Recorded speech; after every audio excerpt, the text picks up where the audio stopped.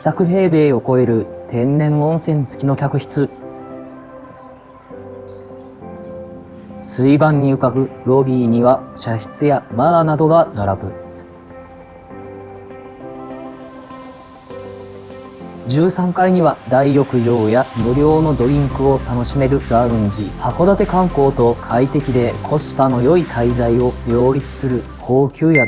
函館駅から少し東にある湯の川温泉。バスで約20分、車で10分と少し立地は悪いですが、函館駅周辺に比べると快適で安価な宿が並びます。特に道路野口函館は2010年9月にリニューアルオープンしてから数々の宿泊予約サイトで高級人気宿ランキング1位を受賞しています。もともとは思い出作りの宿飛天という老舗旅館でしたが、野口観光グループが買収し、13階建て全79室のラグジュアリーな宿として生まれ変わりました。水湾に浮かぶロビーでチェックインを済ませます。普段はソフトドリンクなどを無料で提供するラウンジ。函館の老舗和菓子店の茶菓子をいただきながらチェックインの手続きを済ませました。灯籠野口函館には79の客室がありますが、そのうち58室が天然温泉の展望風呂付き。設備は後ほど見ていきますが、まずは客室へ向かいます。客室はスイートと和モダンお一人様の3タイプありますが、我々はスイートに宿泊。価格が高いと思いきや、一番安価な客室と2人で数千円しか変わりません。100平米を超える温泉付きスイートでも2人で約44,000円でした。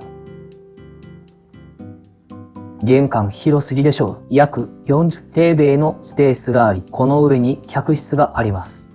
スイートはメゾメットタイプになっており、2階へ続く階段があります。エレベーターがなく階段のみなどで、高齢の方など足腰の弱い方の宿泊は難しいかもしれません。階段の先にある約100平米の居室にはリビングとベッドスペース、そして天然温泉の展望露天風呂があります。リビングから脱衣所を抜けて、その先に客室天然温泉がありました。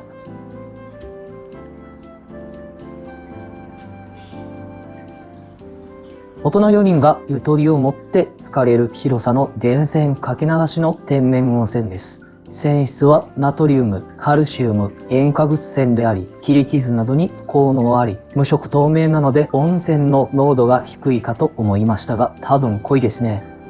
がっつり温泉成分が浴槽に析出しています。ちなみに宿公式では展望風呂となっています。完全に露天風呂というわけではなく、窓が設置されており、それを開ければ露天風呂になります。窓からの景色は絶景、津軽海峡を一望できるロケーションです。特に7月から9月頃がおすすめ。津軽海峡でのマイカ漁が最盛期を迎えるので、海側を見ればたくさんのギザリピが美しく光ります。洗い場のアメニティの入れ物が見慣れないですが、何でしょうか？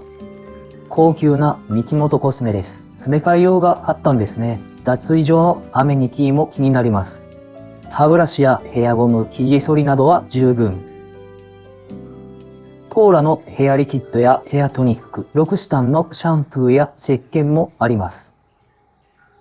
コーラの洗顔、化粧落とし、乳液などもあり、男性用、女性用ともにアメニティが充実しています。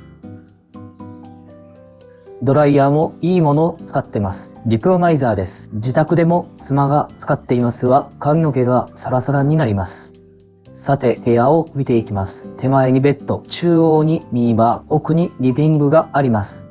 ベッドはシモンズです。サイズはセミダブルぐらいあり、かなり大きい。フットベンチの中には館内着やバスローブなどが入っています。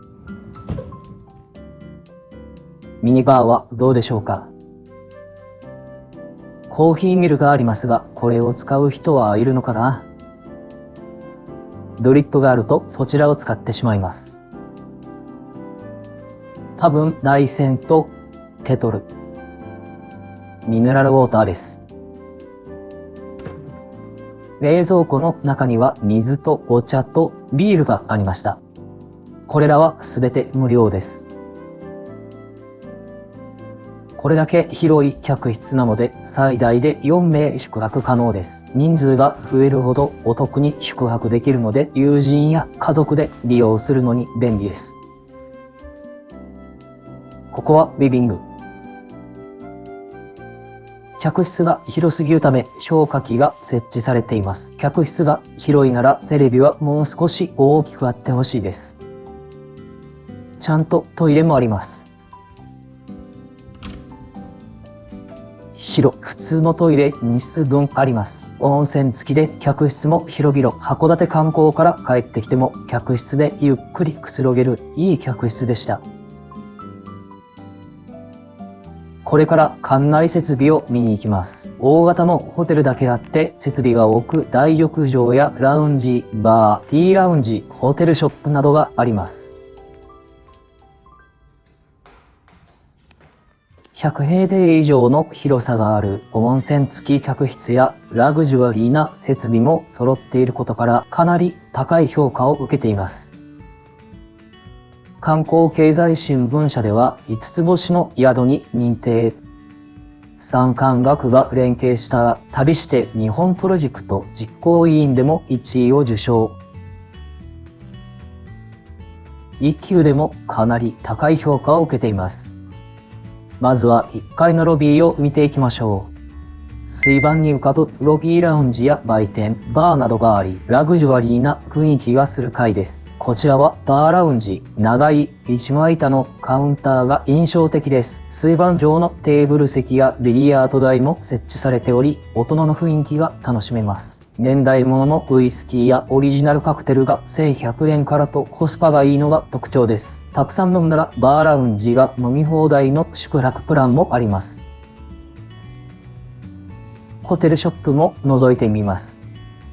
北海道を中心に20数店の旅館、ホテルを運営する野口観光グループが経営しており、品揃えがいいです。地元の特産品やホテルオリジナルの商品が並んでいます。北海道のラーメンやジャガポックルなどの一般的な地元特産品は函館市内で安価に購入できますが、ホテルオリジナルグッズやお酒などは質は高くて一見の価値ありです。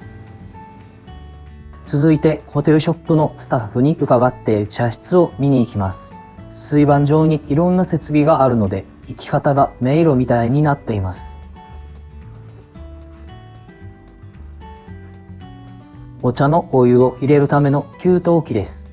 迷路みたいな作りは散策していてワクワクしますね。畳に剥がることもできますが一般利用はできません。雰囲気は非常にいいので、事前予約で利用できたらお茶会してみたいです。続いて最上階へ向かいます。大浴場、ラウンジ、スパなど眺望が重要な設備が集まっています。イノベーションが徹底されており、古いと感じる場所が見当たらないです。こちらは大浴場。函館山を一望できる絶景のロケーション、広々とした湯殿があります。約7割の客室に温泉がついていますが、眺望の良さは大浴場が一番、サウナもあります。屋上には展望露天風呂があり、函館空港から発着する飛行機も見えます。湯上がり時に使いたいラウンジ、無料で利用可能なマッサージチェアに座りながら函館山の景色を眺められます。そして湯上がり時に嬉しいのが無料のドリンクサービス。スパークリングワイン、ビール、氷点下ハイボールなどが無料でいただけます。営業時間も15時から21時までと普通のホテルよりも長めに設定されています。ビールは札幌クラシックを期待しましたがアサヒでした。ハイボールはブラック日課ですがマイナス 2.2 度の氷点下仕様です。飲食店でしか味わえないハイボールなので特別感があります。タイミング悪くて樽切れです。フロントに電話して樽を交換してもらいます。その間にビール。もうちょっと容器が大きいと嬉しいなぁ。湯上がり後に氷点下ハイボールはうますぎました。ドリンクのほかアイスクリームやスナックなどの軽食もあります。15時チェックイン。お風呂に入ってラウンジでお酒を飲んでいたら18時頃、そろそろ晩ご飯の時間です。房老野口函館は函館らしく北海道と青森の食材を利用したホテルの料理も好評です。ですが今回はホテルではなく函館で地元民に人気の居酒屋で晩ご飯します。2008年に開業した2代目サレージという和洋折衷の居酒屋です。洋食の技術を持つ店主が地元の食材で創作した料理が人気で、2017年のミシュランガイドに掲載されています。突き出しが豪華すぎる。牡蠣の松前焼き、中村さんの漬物、北斗市小国牧場のステーキ、王様椎茸のアヒージョなど地物を使った料理が絶品でした。詳しくは別動画で紹介します。ホテルへ戻りラウンジで晩酌。21時前と早い時間に帰れば函館の夜景を見ながら一杯できます。飲んだ後にデザートのソフトクリームもいいですね。スナックをつまみに食べて客室へ。源泉かけ流しの展望風呂が待っています。常に入れる状態なのもかけ流しのいいポイント。摘出した結晶は美しくずっと眺めていられます。夏場ならイカ漁のいざり火を眺めながら入浴できますが残念。おやすみなさい。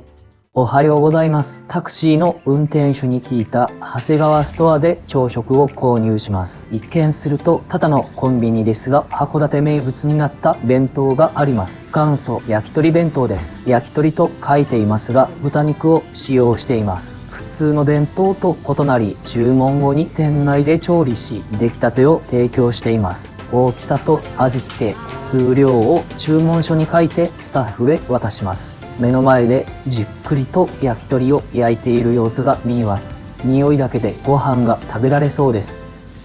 客室へ持ち帰って実食します。ネギマ3本と野菜串1本がご飯の上に乗っています。ご飯 250g と串がこれだけ乗って700円というコスパの良さ。こりゃうまい。甘めのタレがたっぷりかかった串とご飯の相性が最高でした。さて、そろそろおいとまする時間。これから北海道新幹線で青森まで戻らねばなりません。